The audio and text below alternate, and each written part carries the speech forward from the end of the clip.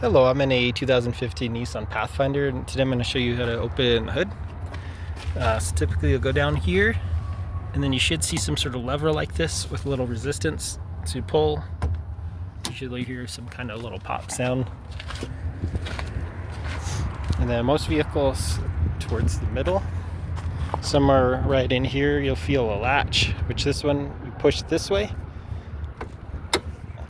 So that was the lever and the hook. And then there's a little arm here you can use to hold it up. And if you're having issues with that, most likely that's your culprit. You might have some debris in there. Just need cleaned up a little bit, maybe a little grease. If not, sometimes there's issues with these little release levers as well.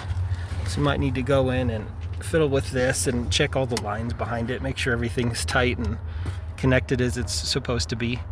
But otherwise, I hope that was helpful. Hope you have a great day.